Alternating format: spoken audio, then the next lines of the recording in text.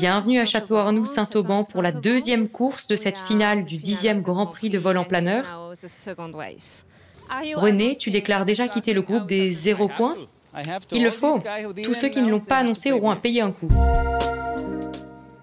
Pour ce deuxième jour de course à Saint-Auban, un circuit de 271 km a été défini dans des conditions météo très prometteuses. Le ciel était déjà très joli au moment des décollages, avec toutefois un risque de surdéveloppement et d'averse sur le nord de la zone du circuit.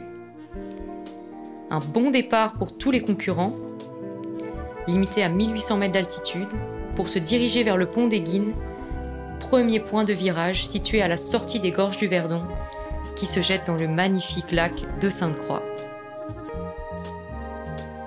Une première branche où les pilotes sont plutôt restés groupés, à l'exception du Lituanien Gintas Zubė qui a choisi de longer la crête de la serre de Montdenier, option qui n'a malheureusement pas bien fonctionné pour lui. Après le premier point, les pilotes se sont séparés avec deux choix très structurants sur cette course. Mario Kissling et Werner Hammann ont suivi les pentes à l'est du Val d'Urance, tandis que les autres ont opté pour un axe plus à l'ouest, passant au-dessus du terrain de Saint-Auban pour gagner la montagne de Lure, puis le secteur des Baronnies au nord. Mario et Werner ont profité des effets de brise qui alimentaient les pentes à plus basse altitude, ce qui leur a permis de voler vite, et même d'accélérer vers le deuxième point de virage, le Luc-en-Diois. Ils ont même nettement accéléré après avoir réussi à monter haut et vite, dans une bonne ascendance thermique sur la montagne des Apôtres, au nord de la ville d'Aspres-sur-Buëch. Les autres planeurs, plus à l'ouest, ont eux aussi trouvé de bonnes ascendances sur les crêtes des Baronnies, même si certains pilotes comme Philippe de Péchy ont perdu du temps dans les basses couches.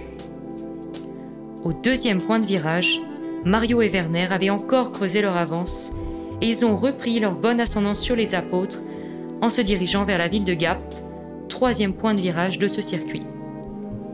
Mais juste après, sur cette branche, Werner a fait le choix de longer les faces sud du pic de Bure, option qui s'est révélée bien moins fructueuse que celle de Mario, qui a visé la montagne de Céuse et repris une excellente ascendance.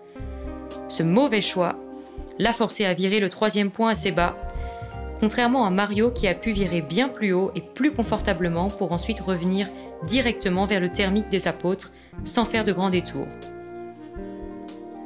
Dans la zone, les conditions météorologiques évoluent assez vite, avec des étalements de cumulus par endroits et quelques averses, pouvant affaiblir les thermiques et donc dégrader les conditions de vol, rendant cette fin de course difficile pour certains pilotes. Sur le chemin vers Aspres, quatrième et dernier point de virage du circuit, Mario a à nouveau repris de l'altitude dans l'ascendance des Apôtres, lui permettant d'être en premier sur le plan d'arrivée. Les Français Maximilien Seyss et Christophe Abadie l'avaient presque rattrapé sur cette branche et se sont mis en arrivée à peine 2 km derrière lui, avec également le Polonais Sebastian Kawa à leur trousse, mais qui était quand même trop loin derrière pour pouvoir les rattraper. Les pilotes ont fait une superbe arrivée à grande vitesse au-dessus de la vallée de Sisteron, mais les écarts entre concurrents n'ont pas évolué suffisamment pour chambouler le classement. Les jeux étaient déjà faits à la dernière ascendance des Apôtres.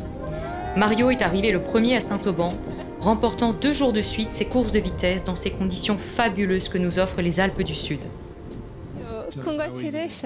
Bravo Mario, encore une très belle course pour toi aujourd'hui. Comment as-tu vécu ce vol au début quand tu es parti à l'est avec Werner? Nous avons décidé de voler sur les pentes après le premier point de virage, ce qui ne marchait pas si bien au début, mais nous avons quand même réussi à avancer en conservant notre vitesse. En arrivant sur Aspres, nous avons eu beaucoup de mal pour trouver les ascendances.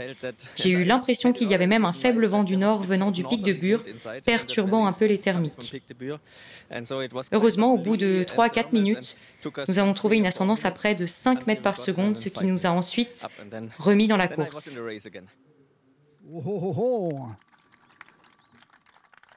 That's a good job, Mario. Well done.